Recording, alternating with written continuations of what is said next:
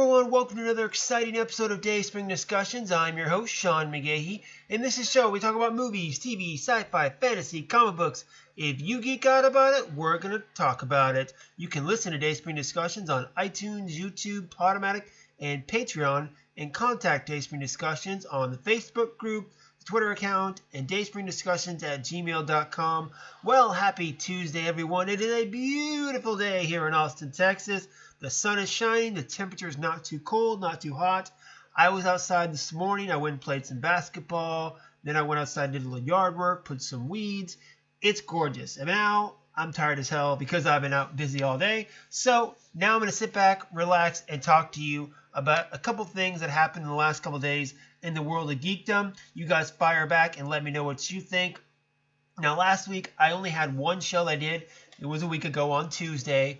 And honestly, there wasn't a lot of stuff that got me excited to where I wanted to do another show. I was off on Friday. I could have done a show on Thursday. And there was a few little things I could have done. But to be honest, nothing really got me too excited. So I only did one show. But as we all know, something happened on Sunday night, which I'm sure some of you are anxious to hear my opinion about.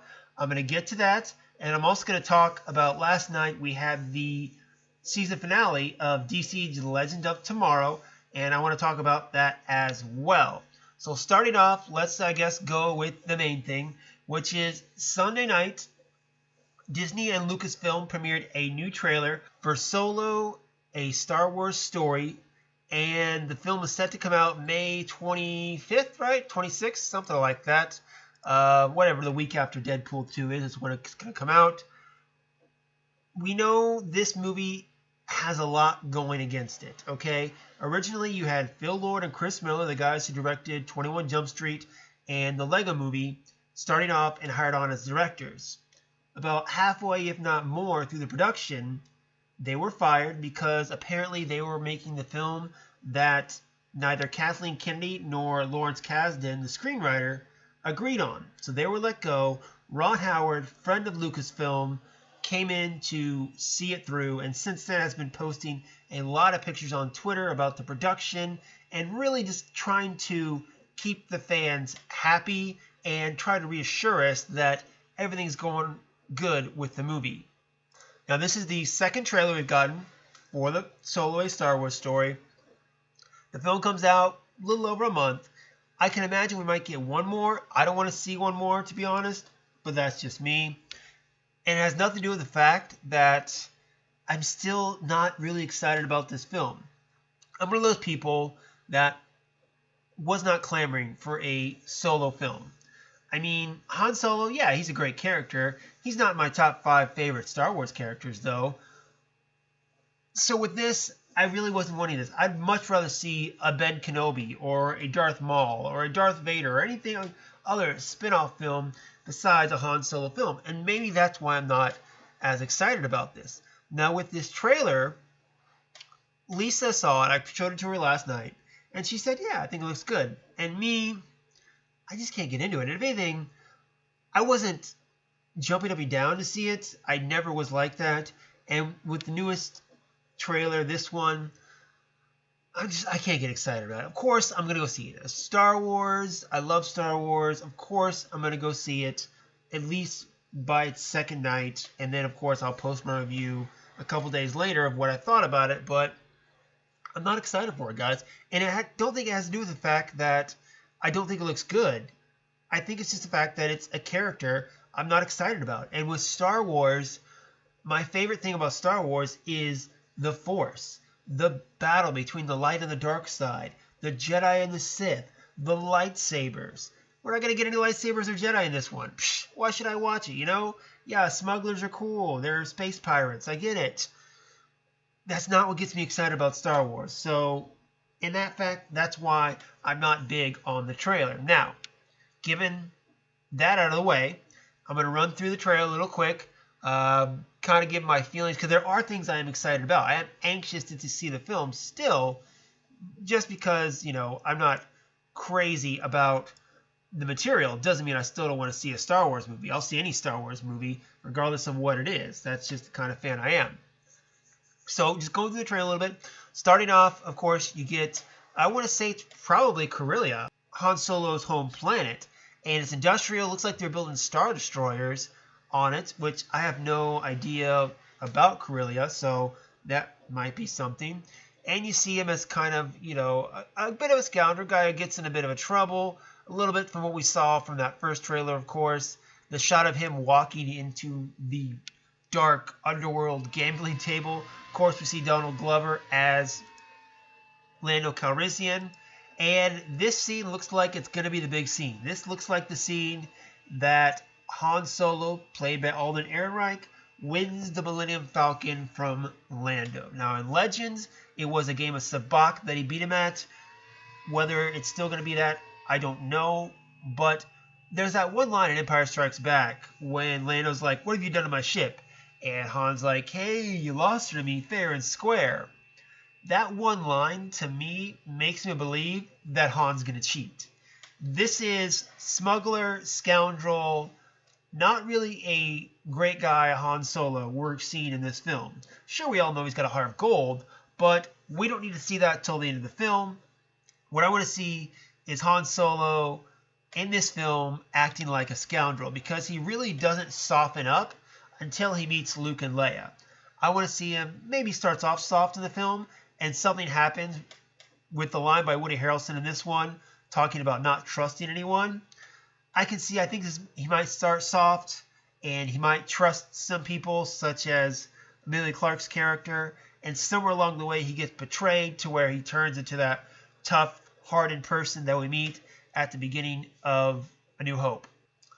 And of course, we get the classic shot of him and Chewie. He's looking at the Millennium Falcon. He's, dreaming of it. And then you have the shot, like I said, Emilia Clarke's character. What's her character's name? It's here. It's Kira. So, based from this trailer and the last trailer, it looks like maybe Kira is someone that he knows from his past, and they split ways, and then he's back on this job with her, and, they haven't seen each other for a couple years. Maybe she's taken a step up in high society. Maybe she's playing a con. That's why she's got the nice dress on, which, by the way, she does look pretty fine, of course. But I think that's kind of what their relationship's going to be a little bit.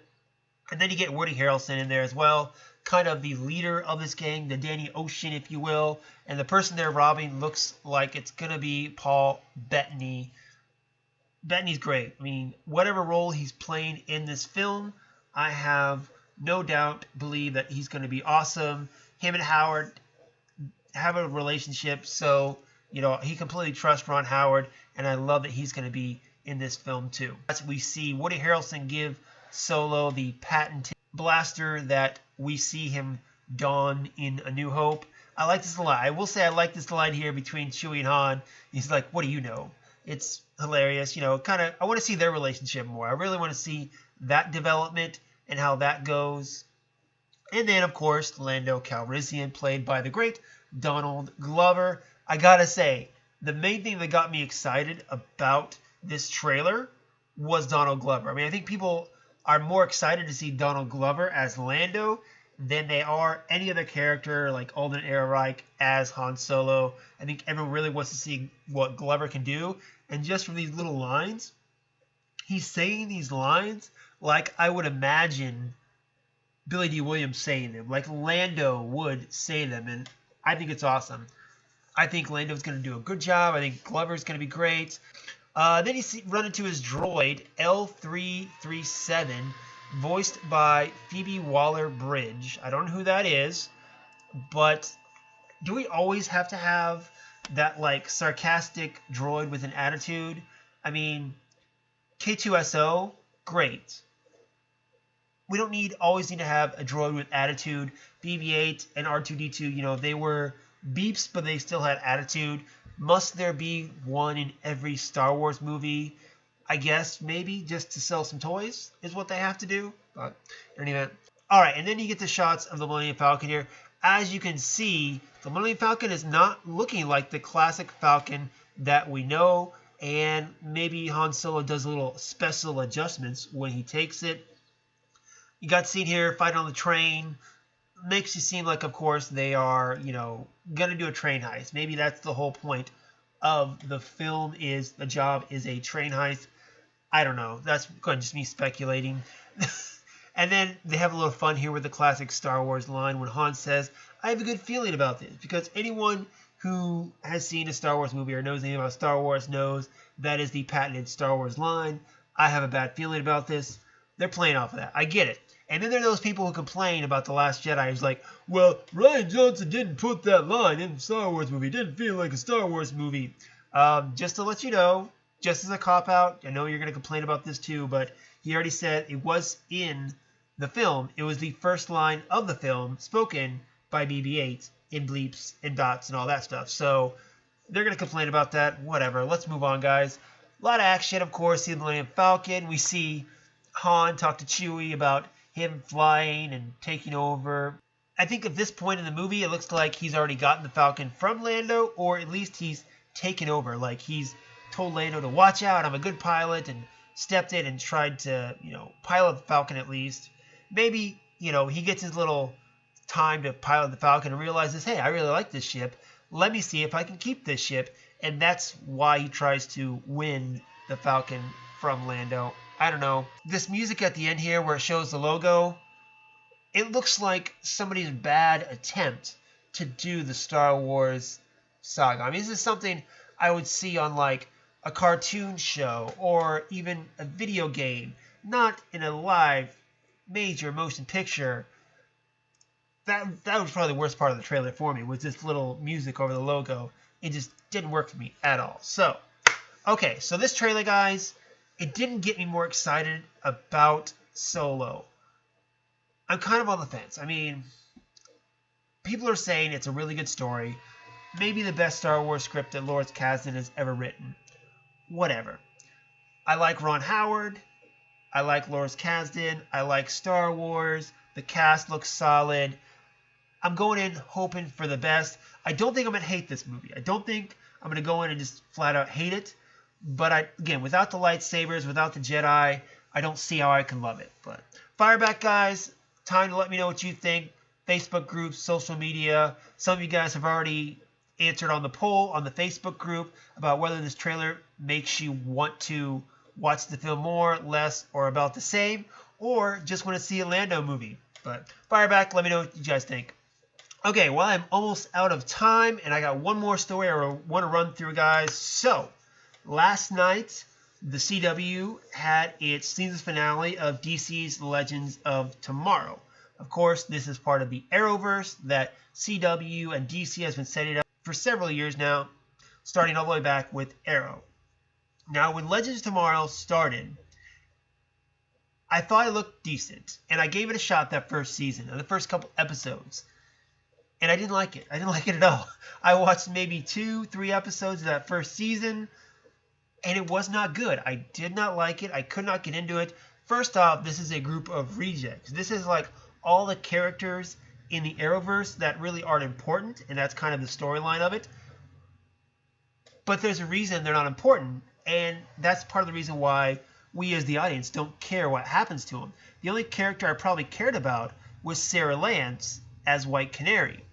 I liked Ray Palmer as the Atom. He was pretty cool, but I didn't care about Firestarter. I'm glad they got rid of the Hawkman, Hawkgirl storyline or characters early on in the series, because that was horrible, which kind of made the crossover event that last season between Arrow and Flash pointless, because that's pretty much what it all was. But Season 1, Legends of Tomorrow, did not like. Season 2, a little better, actually. I still didn't watch all the episodes. I probably watched a handful of them, but not really. Season 3 comes back. I decide, okay, I'm going to give it another shot, because a guy I work with, Aaron, who I've had on the show to talk about the Arrowverse shows, he liked it. And you know what? Season 3 wasn't bad. I started watching it. They went on that little break. And then when they came back from the break, I didn't go back to it immediately. But I spent the last 2 weeks or so catching up. Last night was the finale. And I gotta say, I am super excited for what's to come next in Legends of Tomorrow Season 4.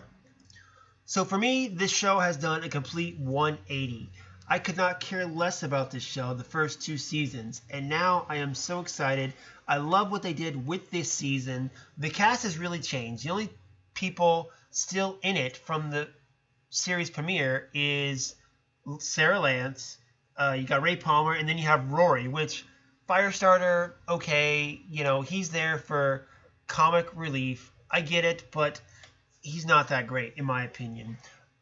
But the cast they brought in, I thought was great. They got Nate, they got Amaya, they brought in Damien Dark was interesting. He so comical now that I think they made him that way to fit with the series. And that's kind of the thing about this is it's all so wacky and zany and so far out there from what the other shows are doing in the Arrowverse.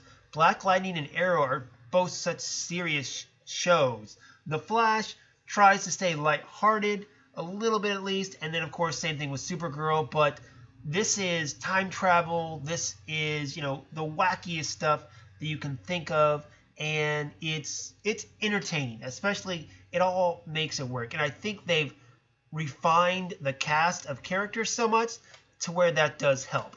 This season, we saw Zari, a totem bear, come into play. I thought she fits very well with the cast. Now, of course, I'm about to speak some spoilers about the season finale, so if you haven't watched it, pause it, come back. This whole season was about totem bears. You had earth, wind, fire, water, not heart. Sorry, Captain Planet guys, not heart, but then also death, and then I don't know what you would call Vixen's totem animal spirit. I don't really know what you would call it, but in any event, it was all about the totems, or kind of like a precursor to Infinity Stones, like the MCU is about to do. But it was interesting. It was cool. It was different. It was something you didn't expect to come from the show, culminating in some great character moments. One with Sarah and her conquering of death, and then also with Amaya and her knowledge that her people are going to be slaughtered in the 90s, and she's a time traveler, so she can almost save them, but by doing so would free the demon that would destroy them all. It's, good character stuff, I think, is really what it is. And then her relationship with Nate and how that blossomed throughout the season. It's just good stuff. It's very good stuff, and it's the characters that really drive it. And I gotta say, I really like that they brought in Wally, Kid Flash, for this season. He was dead weight on Flash. I mean, you had the big crossover with all the characters, Crisis on Earth X, which was phenomenal, way better than actual Justice League movie. But Wally wasn't in there. Why? Because Barry Allen is the main speedster in the Arrowverse, and he had to take front and center in that crossover event, not only the crossover event, but also in the Flash TV show. So having another speedster like Wally, you really didn't give him anything to do. With this, you give him something to do. You make him part of this zany team, this cast of misfits. These people don't fit in anywhere, and that's why Wally, I think, fits so well with this crew. And then this season, they brought in Damien Dark. I love how he is compared to how he was in Arrow. Neil McDough, I think that's how you say his last name. He's a great actor, and he plays it so well. I love that they brought back his daughter, Nora, as a crucial part in all of this. You saw her as a little girl in Season 3 of Arrow. You see her grown up. You see her time travel. It's all about seeing her father again. That's good stuff. And then, of course, my favorite character, Sarah Lance, Katie Lotz. He's probably still... I might have to redo my favorite Arrowverse girls, but last time I did my list, Sarah Lance was at the top of it as #1 hottest in the Arrowverse. We'll wait and see, but she definitely has her share of relationships this year. First up, she hooks up with Supergirl's sister in the crossover event, and then she has her own love interest in Ava, which is a very interesting story, given the fact that we learned that she's a clone, and Rip pulled her from the time stream, and she's the 12th version of Rip doing this. It's all just great. And then, of course, like I said, the crossover, Crisis on Earth X, did wonders for this show by, of course, giving it so much weight and drama with the whole Firestorm and Martin death. It was, what it brought to it was amazing. And again, I'm excited to see season 4 of DC's Legends of Tomorrow, especially since they're bringing Matt Ryan as Constantine as a series regular now. He's going to be part of the show. By the way, I have not checked out the CWC's Constantine animated show. I'm going to do that. I've watched The Ray. I've watched Vixen. I want to watch Constantine because Matt Ryan, of course, does the voice, and I want to see how that is. I usually wait till they do like a full season because the episodes are only like 2 minutes long, and then I watch the full season, which, you know, takes about half hour to 45 minutes. So I'm going to do that, and if it's really good, I'll give my thoughts on that and recommend that. So, but yes, Legends Tomorrow, awesome. I mean, if I were to rate the CW shows right now, after what I just experienced with Legends Tomorrow, I mean, I would say normally Black Lightning is my favorite right now of the Arrowverse shows, but this last half of Legends gave it a run for its money. I'm still going to say Black Lightning, then I'm going to say Legends Tomorrow. Supergirl had some good episodes this last season, so I'm probably going to put that at number 3. It's returning. I'm anxious to see what they're going to do with this second half of Supergirl season. And Arrow and Flash, I'm sorry, I know they used to be so awesome, but they're losing their touch. I could care less about what Arrow's doing, and Flash, I don't care about the Thinker. I mean, it was a great idea to bring someone besides the Speedster, but I haven't cared about a Flash villain since season 2. And that's really the last time I got super excited about the Flash was season 2. So, but in any event, if you are like me and you haven't been into Legends Tomorrow, if you're not a big fan of it, I recommend going back, starting at the beginning of season 3, and watch season 3. If you do me a favor and watch all 18 episodes of season 3 and you cannot get into it, I will give you a big fat apology online and say I'm sorry. But I think it's definitely kicked it up a notch. It's really found its footing and what it is in this 3rd season, and I'm super excited for season 4. Well, that's it for me today, guys. So time to you guys to fire back on the Facebook group, social media accounts, Gmail account, wherever you can. Let me know what you think of the Solo trailer. Are you more excited for the movie? Are you like me and really don't care but are still going to go see it because it's a Star Wars movie? And Legends of Tomorrow. Did you see the finale? What did you think? Talk to me. I want to talk to someone about this. I love what they've done with the characters. I'm really anxious to see what they do with the Maya, whether she comes back, and the new Vixen, because as we know, there's a new Vixen in town. But fire back, guys. Let me know.